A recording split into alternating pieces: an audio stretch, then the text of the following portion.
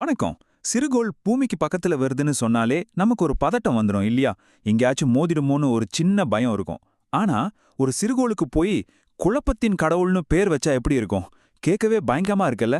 வாங்க அதோட கதை என்னன்னு பார்க்கலாம். அப்போஃபேஸ் இந்த பேர் எங்கிருந்து வந்தது தெரியுமா? பழைய எகிப்திய புராணங்கள்ல குழப்பத்தையும் அழிவையும் உண்டாக்குற கடவுள், ஒரு பெரிய பாம்பு மாதிரி இவரை உருவகப்படுத்துவாங்க. இப்போ இதே பயங்கரமான பேரை நம்ம விண்வெளியில சுத்திட்டு இருக்கிற ஒரு நிஜமான சிறுகோளுக்கு வச்சிருக்காங்க. சரி வாங்க, இந்த புராண பேருக்கும் நிஜமான சிறுகோளுக்கும் என்ன சம்பந்தம்னு பார்க்கலாம். முதல்ல இந்த அப்போஃபஸ் சிறுகோள்னா என்ன, அதை எப்படி கண்டுபிடிக்கப்பட்டதுன்னு தெரிஞ்சுக்கலாம். கதை ஆரம்பிக்கிறது 2004ல ஜூன் 19ஆம் தேதி அரிசோனால இருக்கிற கிட் பீக் ஆய்வகத்துல இருக்கிற விஞ்ஞானிகள் தான் இதை தடவையா பாத்துறாங்க. அதுக்கப்புறம் ஆஸ்திரேலியால இருந்தும் அதோட பாதையை உறுதி செய்றாங்க.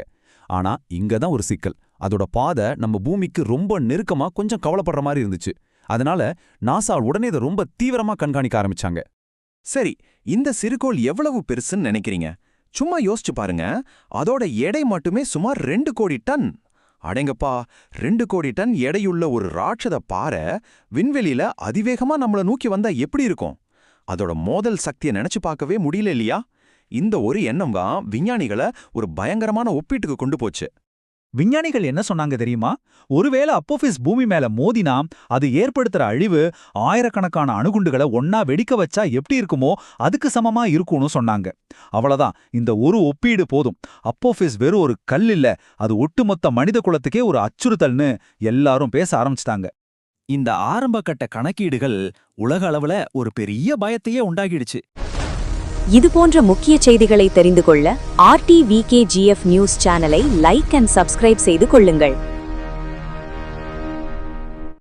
ஏன் விஞ்ஞானிக இவ்ளோ கவலைப்பட்டாங்க? அதுக்கு காரணம் இருக்கு. முதல்ல அவங்க போட்ட கணக்குப்படி அப்போஃபஸ் பூமியை தாக்குறதுக்கு 2.7% வாய்ப்பு இருந்துச்சு. நீங்க கேட்கலாம், 2.7% தானே, 97% வாய்ப்பு இல்லையேன்னு. ஆனா விண்வெளி அறிவியலை பொறுத்த வரைக்கும் இது ரொம்ப ரொம்ப பெரிய நம்பர். ஏன்னா இது மாதிரி ஒரு பெரிய சிறுகோளுக்கு இவ்ளோ சதவீதம் வாய்ப்பு இருக்கிறது ஆபத்தகரமான விஷயம். அதனாலதான் விஞ்ஞானிகள் ராத்திரி பகலா இதை பத்தி ஆராய ஆரம்பிச்சாங்க.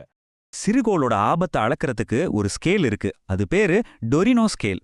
இதுல நாசா அப்போஃபிஸ்க்கு லெவல் 4 ரேட்டிங் கொடுத்தாங்க. அப்படின்னா என்ன தெரியுமா? விஞ்ஞானிகள் எல்லா வேலையும் விட்டுட்டு இதை உடனே கவனிக்கணும்னு அர்த்தம். ரொம்ப முக்கியமா, இது வரைக்கும் எந்த ஒரு சிறுகோளுக்கும் இந்த அளவுக்கு ரேட்டிங் கொடுத்ததே இல்ல. அப்போ நிஜமாவே பூமிக்கு ஆபத்து தானா? இதுதான் அப்போ எல்லார் மனசுலயும் ஓடிட்டு இருந்த ஒரே ஒரு கேள்வி. பல வருஷமா இதே பதட்டத்தோட உலகம் போயிட்டு இருந்துச்சு. அப்போதான் நாசா ஒரு பெரிய ட்விஸ்டோட வந்தது. நாசா சொன்ன பதில் ஒரே வார்த்தையில இல்ல. ஆமாங்க, பூமிக்கு எந்த ஆபத்தும் இல்லை. எப்படின்னு கேக்குறீங்களா? 2021ல பல வருஷ தொடர் கண்காணிப்பு, புது டெக்னாலஜி, சக்தி வாய்ந்த ரேடார், இது எல்லாத்தையும் வச்சு அப்போஃபிஸோட பாதையை ரொம்ப துல்லியமா கணக்கு போட்டாங்க. அப்பதான் தெரிஞ்சது 2029ல இது பூமியில மோதுறதுக்கு வாய்ப்பே இல்ல. இன்னும் சொல்லப்போனா அடுத்த 100 வருஷத்துக்கு இதனால எந்த ஆபத்தும் இல்லைன்னு நாசா ரொம்ப தெளிவா சொல்லிட்டாங்க. இப்ப பாருங்க, கதை மொத்தமா மாறிடுச்சு.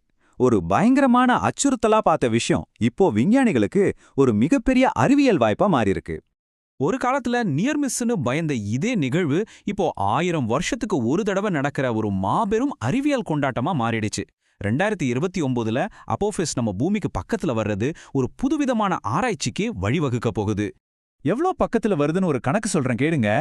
நம்ம கம்யூனிகேஷனுக்காக யூஸ் பண்ற சேட்டிலைட்ஸ் எல்லாம் பூமியில இருந்து சுமார் 22,000 மைல் தூரத்துல இருக்கு. ஆனா இந்த அப்போஃபிஸ் வெறும் 20,000 மைலுக்கும் குறைவான தூரத்துல நம்மள கடந்து போக போகுது. அதாவது நம்ம சேட்டிலைட்களை விட ரொம்ப ரொம்ப பக்கத்துல. இது விஞ்ஞானிகளுக்கு ஒரு ஜாக்பாட் மாதிரி. பூமிக்கு இவ்ளோ பக்கத்துல வர்ற ஒரு சிறுகோளை நேரடியா படிக்கிறதுக்கு இதை விட நல்ல சான்ஸ் கிடைக்காது. அது எதால ஆனது, அதோட அமைப்பு எப்படி இருக்கு, நம்ம பூமியோட ஈர்ப்பு விசை அதை எப்படி பாதிக்குது, இதெல்லாம் தெரிஞ்சுக்க முடியும். இதுலேருந்து கிடைக்கிற தகவல்கள் எதிர்காலத்துல நம்ம பூமியை வேற சிறுகோள்லேருந்து காப்பாத்துறதுக்கு ரொம்பவே உதவும். இந்த வாய்ப்பை நழுவ விடக்கூடாதுன்னு உலக நாடுகள் எல்லாம் ஒன்னு சேர்ந்து வேலை செய்யுது. நாசா பூமியில இருந்தே அவங்களோட பெரிய டெலஸ்கோப் வச்சு இதை பார்க்க போறாங்க. அதே சமயம் ஐரோப்பிய விண்வெளி நிறுவனம் ESA ராம்ஸ்னு ஒரு மிஷன் மூலமா அப்போஃபிஸ் கூடவே போய் அதை ஆராய்ச்சி செய்ய போறாங்க. இது வெறும் விஞ்ஞானிகளுக்கு மட்டும் இல்ல, நம்மள மாதிரி கோடிக்கணக்கான மக்களுக்கும் இது வாழ்க்கையில ஒரு தடவை பார்க்கக்கூடிய ஒரு அபூர்வமான காட்சியா இருக்க போகுது. குறிச்சு வச்சுக்கோங்க, ஏப்ரல் 13, 2029. அன்னைக்கு ஆசியா, ஆப்பிரிக்கா, ஐரோப்பால இருக்கிறவங்க வானம் மட்டும் தெளிவா இருந்துச்சுன்னா டெலஸ்கோப் எல்லாம் இல்லாம வெறும் கண்லே இதை பார்க்கலாம். ஒரு பிரகாசமான புள்ளி மாதிரி வானத்துல மெதுவா நகர்ந்து போறத நீங்களே பாப்பீங்க. இன்னொரு சுவாரஸ்யமான விஷயம் என்னன்னா, அப்போஃபிஸ் நம்ம பூமிக்கு ரொம்ப பக்கத்துல வரும்போது நம்மளோட ஈர்ப்பு விசை அந்த சிறுகோளையே ஒரு உழுக்குன்னு விஞ்ஞானிகள் சொல்றாங்க.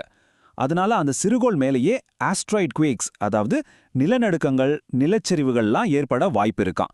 ஒரு கிரகம் இன்னொரு வான்பொருளை எப்படி பாதிக்குதுன்னு நம்ம கண் முன்னாடியே பார்க்க போறோம். சரி, அப்போஃபிஸ் ஆபத்து இல்லைன்னு தெரிஞ்சிடுச்சு, சந்தோஷம். ஆனா அடுத்தது, இது மாதிரி இன்னொரு சிறுகோள் வந்தா நம்ம என்ன பண்ணுவோம்? எதிர்காலத்துல வரக்கூடிய ஆபத்துகளை எப்படி தடுக்கிறது? குழப்பத்தின் கடவுள்னு பேர் வாங்கின இந்த அப்போஃபிஸ் நம்மள பயமுறுத்திட்டு போகல, ஆனா நமக்கு ஒரு பெரிய எச்சரிக்கையையும் ஒரு நல்ல பாடத்தையும் கத்துக் கொடுத்துட்டு போகுது. இத பத்தி நம்ம எல்லாரும் கண்டிப்பா யோசிக்கணும்.